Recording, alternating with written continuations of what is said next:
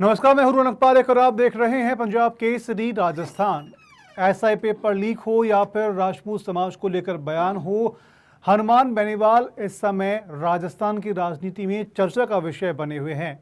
पिछले एक महीने का समय अगर देखें तो हनुमान बेनीवाल हर शाम अपने घर से निकलते हैं जयपुर आवास से और पैदल मार्च करते हुए शहीद स्मारक पर पहुंचते हैं और विरोध करते हैं, जिसमें सद्बुद्धि यज्ञ भी शामिल है। और तमाम तरह से जिस तरह से भी विरोध किया जाए, ऐसा भर्ती पेपर लीक को लेकर के लगातार विरोध कर रहे हैं। तो वहीं सरकार भी अपना स्टैंड क्लियर कर चुकी है कि इसमें जो भी आरोपी है, जो भी दोषी है, उस पर कार्रवाई है वो की जाएगी। आखिर हनुमान बेनीवाल जयपुर में विरोध कर रहे हैं तो उनके विधानसभा क्षेत्र बात कर ले या फिर उनका जो गृह क्षेत्र है, उस गृह क्षेत्र की बात कर ले तो वहां पर हालात है वो किस तरीके के हैं, उस पर हम सवाल करेंगे। और उन पर जवाब देने के लिए हमारे साथ मौजूद हैं बीजेपी की ओर से रामधन हैं, जो बीजेपी के जिला अध्यक्ष नागौर के, और शंकर लाल हैं, जो आरएलपी से स्पोक पर्सन के रूप में हैं।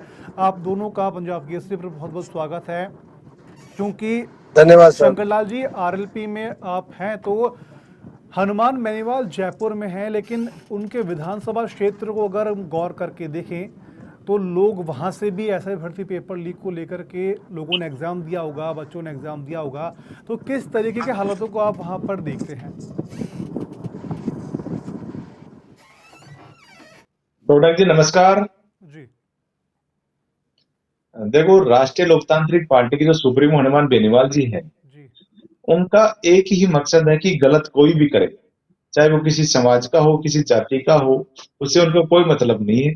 कोई भी पीड़ित पक्ष किसी भी समाज का हो, किसी भी धर्म का हो, चाहे गरीब हो अमीर हो, उसने अगर गलत किया है तो उसके खिलाफ वो बोलेंगे, चाहे वो कोई भी हो। तो इनका तो यही रहा है कि जब भी राष्ट्रीय लोकतांत्रिक पार्टी का एक ये रहा है कि जब आप देखिए डबल एजी ने, पीएचक्यू ने और एसओजी ने, और जिनकी सब कमेटी बैठी थी मंत्रिमंडल की, उन्होंने पहले इनको ये कह चुका है, अपना अनुशंसा कर चुके कि एसआई भर्ती 2021 की जो हुई उसको निश्चित रूप से रद्द करना चाहिए। और इसमें आप देखिए कि 150 के करीब गिरफ्तारियां होगी, जिसमें तो 54-55 तो जो थानादार है, जो ट्रेनिंग थानादार है, वो गिरफ्तार हो चुके हैं। तो क्षेत्र में देखो, आप देखो किसी मुद्दे को लेकर उठेंगे तो कुछ लोग आपके खिलाफ जा सकते हैं, लेकिन ऐसे परिवार हैं जो बच्चे, गरीब बच्चे हैं, जो किसानों के बच्चे हैं, जो मोटी मोटी फीस भरकर आप देखते हो कि कोचिंग करते हैं, और कोचिंग करने के बाद में जब उनको ये पता चले कि जो भी परीक्षा लगी उसका पेपर लीक हो गया और लोगों के पास 15-20 दिन पहले, महीने पहले पेपर आ गया, तो आप ये सोचिए कि उन गरीब बच्चों के, उन माँ बापों के ऊपर, उन परिवार के ऊपर क्या बीतती होगी। कोई सपना लेके कोई युवा जाता है, 2 साल मेहनत करता है, 4 साल मेहनत करता है, और उसके बाद में ये पता चले कि मैंने जिससे भी भर्ती का एग्जाम दिया, वो पेपर पहले 20 दिन पहले या 50 दिन पहले मार्केट में आ चुका है, तो उसकी मेहनत तो नगण्य हो जाती है। तो इसमें तो ये सही गलत का फैसला हम कर नहीं पाते हैं।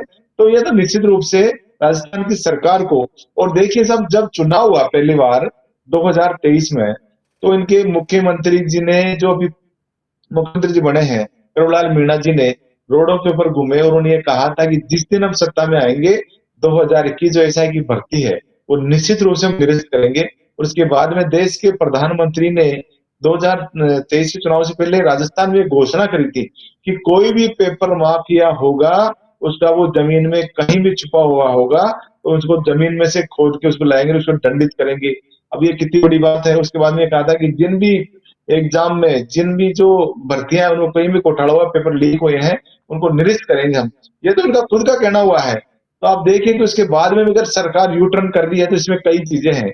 और ठीक आपने है, बताया ठीक कि है। मैं हनुमान रामधन बेनीवाल जी जी। से, बिल्कुल बिल्कुल, मैं शंकर जी, एक बार मैं रामधन जी से जवाब ले लेता हूँ। रामधन जी, आप ग्राउंड पर नागौर में आप जिलाध्यक्ष हैं भाजपा के, किस तरह का माहौल है वहाँ पर? ऐसे पेपर लीक को लेकर बात कर लें, हनुमान बेनीवाल को लेकर बात कर लें, ग्राउंड पे आपकी स्थिति है वो किस तरीके से देखते हैं? रोनक जी धन्यवाद। मैं पिछले 5-6 दिन से जिले की प्रधानमंत्री उसको लेकर पूरे जिले की जी जी सरकार, हमारे मानमंत्री पर हमारे जिले की जनता को बहुत बड़ा आस है। आप बताइए, कांग्रेस शासन में जिस तरह से ये भर्तियों के अंदर जी घोटाले हुए, पेपर लीक हुए, सब तरह की भी घटनाएं वो हुई। उसके बाद में हमारी सरकार आते ही जिस तरह से इनको पकड़ने का काम किया, अभी भाई साहब भी बता रहे थे कि भाई इतनी संख्या में इनको पकड़ा है, और जो भी उचित निर्णय होगा सरकार का जी जांच तक, उस निर्णय के लिए भी यहाँ की स्थानीय जनता पूरी तरह से आश्वस्त है कि बजरलाल जी की सरकार बहुत ही शानदार तरीके से काम कर रही है पेपर लीक को लेकर। और आगे भी और भी, जैसे कि आपने देखा अभी भर्तियां जो परीक्षाएं हुई है उनमें जी किसी भी तरह की कोई गपलत सामने नहीं आई है। बाकी कांग्रेस शासन में लगभग सारी भर्तियों का हम रिजल्ट देख रहे हैं। पूरे जिले के अंदर का माहौल है कि सरकार जो भी निर्णय करेगी अच्छा करेगी, और कार्यकर्ताओं का और जनता का भी पूरा विश्वास है।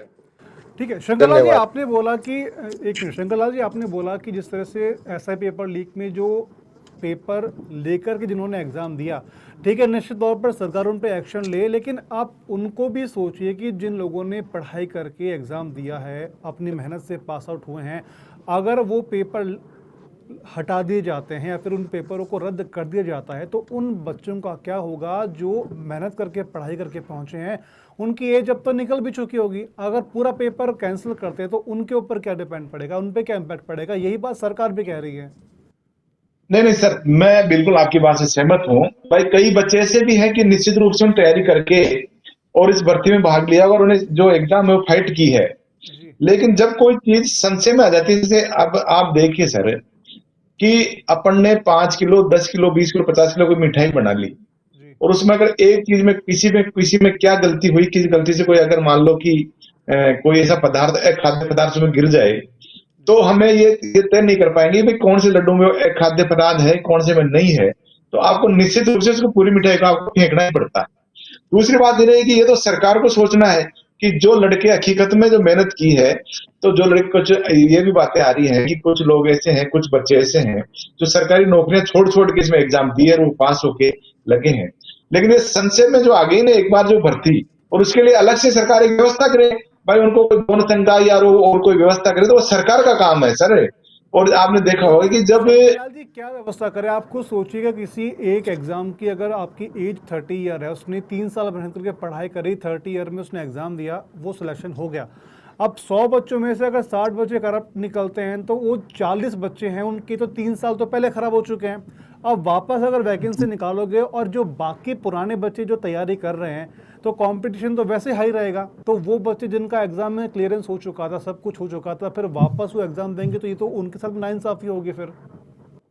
नहीं, तो ये तो सब सरकार तय करेगी ना। जैसे इनके जो भी फार्मूला है, आप सरकार जैसे बच्चे जो भी बच्चे ठीक है, इसमें तो फिर ये पास हो मान गए के हैं, तो ये चलिए मान लो कि कि अब अपन ये अब पेपर कैंसिल तो ये करने की जगह उनको बच्चों को कार्रवाई करें, इसमें सर जो आरोपी ये हैं। तय कौन करेगा कि ये बच्चे सही है और ये बच्चे गलत है? क्योंकि तय नहीं पा रहा, क्योंकि ये तो कुछ लोग पकड़े गए हैं, जबकि लोग कह रहे हैं कि इसमें 400 के करीब ऐसे ट्रेनी थानेदार है। कल परसों एक बात आई, वो एक थानेदार बन गया अलवर में मुंडावर का, और उस बच्चे को अपने तहसील का नाम मुंडावर नहीं लिख पाया। और वो आदमी अगर आप देखिए सब इंस्पेक्टर जो भर्ती होता है, जी जब वो रिटायर्ड होता है तो कई पहले तो स्थिति ये थी कि वो एसपी तक डीआईजी तक पहुंच जाता था। जी लेकिन ये लोग अगर फील्ड में जाएंगे, ये डिप्टी बनेंगे, एडिशनल एसपी बनेंगे, एससी बनेंगे, डीआईजी बनेंगे, तो जनता से क्या उम्मीद कर पाएगी? आप ये बताइए कि अपन 40 लोगों को फायदा देने के लिए 60 लोगों को अपन उसमें उसको छूट नहीं दे सकते, क्योंकि इसमें ये लेकिन तय उन नहीं हो पा रहा 40 कि की कौन जिंदगी सही भी है कौन खराब कर गलत है। सकते नहीं सर? उन 40 की जिंदगी भी खराब शंकर करना, जी, ये भी ये कलंक है। कांग्रेस का इतिहास रहा है पुराना कि इसमें कांग्रेस राज में भर्तियां और घोटालों की सरकारें रही है। लेकिन आप सब विश्वास रखिए, माननीय मुख्यमंत्री जी जो भी निर्णय करेगा, जी हनुमान जी को भी विश्वास रखना चाहिए कि सारे निर्णय सड़क पर नहीं होते हैं। सब चीजें कहीं न कहीं, कुछ चीजें समय भी लेती हैं, और कुछ चीजें, जैसा कि आप भी उस विषय पर बात कर रहे हैं कि भाई जो बच्चे होशियार थे उनका भविष्य क्या होगा, वो सरकार तय करे। बिल्कुल सही है, उनका भविष्य तय करना भी सरकार की जिम्मेदारी है, और सरकार उसको अपनी जिम्मेदारी वो मान भी रही सरकार है। को नीति ऐसी लाए, भाई बेड एक कमेटी बनाकर एक ऐसी नीति लाए कि जो लड़के हकीकत में जिन्होंने मेहनत करके कंपटीशन पास किया है, उसके लिए एक नीति बने और अगली भर्ती में उनको राहत मिले। उसका लेकिन उसकी कोई न कोई सरकार, और इस सरकार पर बिल्कुल माननीय मुख्यमंत्री जी और हमारी जो कमेटी बन रखी है उस पर किसी को भी सवाल उठाना नहीं चाहिए। एक शानदार नहीं, निर्णय मेरा खबर निर्णय पर पहले लेने में समय लग सकता है, सर लेकिन सर निर्णय जो रामदेव होगा रामदेव वो रामदेव जी भाई साहब, मैं आपको बताऊं, जब सब कमेटी की मीटिंग हुई, जब पहली बार उन्होंने अनुशंसा कर दी कि ये भर्ती कैंसिल होने लायक है, उसके बाद में यूटर्न क्यों ले रहे हैं, ये समझ में नहीं आ रहा। इसमें क्या कारण है भाई? मुख्यमंत्री जी को दबाव किसका है? जैसे हमारे नेताजी ने नाम लिया, के संजय उद्यमी जी जी का आप नाम लिया। भरोसा रखिए और एमपी साहब भी भरोसा रखिए, जो निर्णय होगा वो माननीय मुख्यमंत्री सबको गदगद कर देंगे, ऐसे निर्णय होंगे। और जिले की जनता और मैं तो कहता हूँ पूरा प्रदेश ऐसा चाहता है कि भाई जिस तरह से उन्होंने डिसीजन लिए सेफ्टी के, बताइए सर आज से पहले ऐसे कोई निर्णय हुए हैं क्या? आप इनकी कांग्रेस के और भी भर्तियों के प्रत्येक खोलेंगे, और जब आप किसी क्राइम को जिस भर्ती, चलो कैंसिल कर दिया एक बात है, लेकिन जब कैंसिल कर दिया तो मुद्दा ही खत्म। इसको अभी भी सरकार को, मेरा मानना व्यक्तिगत, सरकार अलग सोचती होगी मुझे पता नहीं, लेकिन इसको और भी गहराई तक जाना चाहिए ताकि जो नीचे से और कौन कौन लोग इसमें नहीं, तो बड़े इन्वॉल्वमेंट है बड़े जो बनने जा रहे मगरमच्छ हैं। है, आप देखिए सर, आरपीसी के दो जो सदस्य थे, एक तो एसटी का आता था और एक ओबीसी का था, उनको तो गिरफ्तार कर लिया। जो इनके बड़े जो मगरमच्छ थे उनको गिरफ्तार आज तक नहीं किया सर, ये देखिए बड़ी बात है। जबकि आप नार्को टेस्ट करवाइए, आप जो उनके चेयरमैन, आरपीएससी के चेयरमैन रहे ना, उनका नार्को टेस्ट करवाइए, अखिलत पता चल जाएगा कितनी भर्तियों में अब तक कितनी कितने जो चेयरमैन के आरपीएससी के अध्यक्ष रहे हैं, उनके परिवार में से कितने हमें आरएस है, और कितने लोग आप देख रहे हैं। ये तो सिलसिला चला आ रहा है क्या 2005 से सर। क्या सरकार एक आप हमारे यहाँ एससी एसटी एक ओबीसी जयपुर पर जिले में, एक जयपुर जिले में छात्रों के भविष्य का, ओबीसी का इसका विषय नहीं है। जो भी मगरमच्छ होगा सबको पकड़ के अंदर डालेगी सरकार। आप तो विश्वास रखिए, थोड़ा बहुत समय लग सकता है, समय का इंतजार करिए, आपको शानदार रिजल्ट मिलेंगे। पूरी लेकिन जनता रामधन जी, आश्वस्त है कि समय का कब मुख्यमंत्री, तक है वो इंतजार किया जाए, क्योंकि हम समय तो जितना इंतजार कर रहे निकलता हैं जा सर। रहा है उतना 25 तारीख विपक्ष के को भी चिंगारी पूरे बढ़ती प्रदेश चली जा के रहा है युवाओं ने तो कसम अगर खा ली है एग्जाम को कि जब कैंसिल तक कर दिया हमारे जाता ये है। इसका निर्णय नहीं होगा, राष्ट्रीय लोकतांत्रिक पार्टी के नेतृत्व में एसआई भर्ती 2021 और आरपीएससी का पुनर्गठन नहीं होगा, जब तक राजस्थान का युवा चैन से नहीं बैठेगा।